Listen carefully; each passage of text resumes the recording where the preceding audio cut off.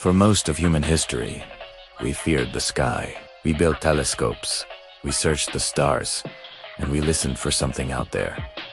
We were listening in the wrong direction. The first signal came from the Pacific. At 4:32 in the morning, sonar stations across 3 different countries detected the exact same anomaly. A pattern.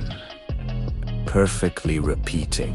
It was too structured to be natural, too large to be mechanical, and far too deep to belong to us. At first, they thought it was just a malfunction, a glitch in the system. But then the pattern repeated, and again, and again. Each pulse was so powerful it shook instruments that were bolted to solid rock. Something truly enormous was making noise in the deepest part of the planet, a place where absolutely nothing that big should exist. Miguel worked night analysis for a communications contractor. He wasn't important. He wasn't supposed to see classified feeds.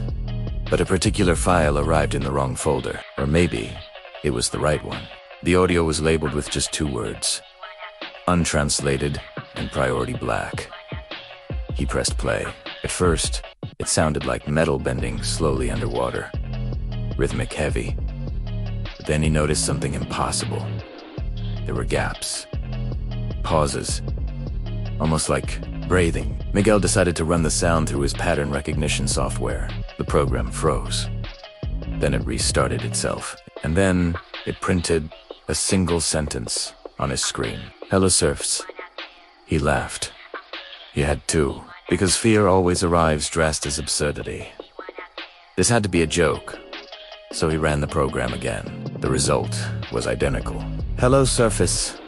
By sunrise, military ships were already moving. Satellites were being repositioned. The news channels were talking about seismic instability, about geological events. But nobody said the word communication. No one wanted to be the first to admit that the ocean had finally spoken.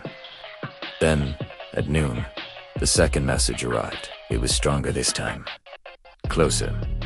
Windows rattled along coastlines. Boats capsized in their harbors without a single gust of wind. Miguel didn't need the software this time. He already knew it was language. He could feel it. The translation appeared on his screen. "We have held for long enough." Held what? People started arguing online. Was it prison walls? A massive gate? Or just unimaginable pressure? Miguel kept listening. He isolated new sounds hiding behind the main pulses. There was movement. Something massive. A sound like something dragging itself across entire continental shelves. And then came the footage. Deep submersible cameras, which had been silent for years, activated automatically. For decades, they had shown nothing but black water and drifting marine snow. But now, they showed a shadow. It wasn't a creature. It was a boundary. A perfectly straight line stretching beyond visibility in every direction.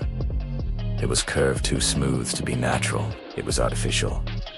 A cold dread washed over Miguel. The abyss wasn't nature. It was a lid, and something had been holding it down. Panic spread quietly through the world's power structures. Flights near coastlines were canceled without explanation. Navies mobilized under the guise of training exercises. Religious leaders went live on every channel, speaking without scripts, their faces pale. No one slept that night, because the third message began before nightfall. And this time, it was not slow. It was urgent. You were never the ones inside. Miguel whispered the words over and over, trying to make sense of them. If we weren't the ones inside, then what were we? Suddenly, the seafloor moved. It didn't crack. It shifted, as if something colossal beneath it was pushing upward with infinite, patient force. Continents trembled. Tsunami alarms screamed across both hemispheres at once. The final transmission arrived at the exact moment that every single buoy, every undersea cable, and every sensor on the planet burned out at once. It was clear. Perfect. It wasn't broadcast through speakers. It was inside every device, inside every skull. "We kept you safe from what is above." Miguel looked up at the night sky, and for the very first time in his life, felt pity. Pity. For humanity. Pity for the thing that had been under the ocean. Pity for anything that could be caught between 2 hunters. The water began to rise.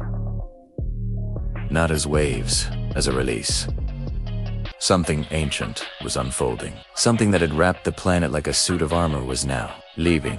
Before the power grids died completely, Miguel's phone displayed one last translation.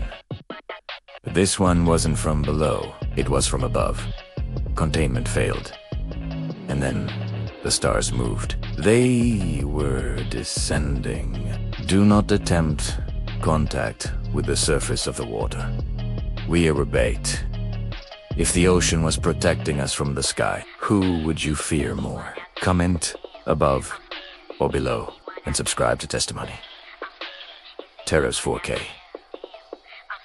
Because containment is already broken.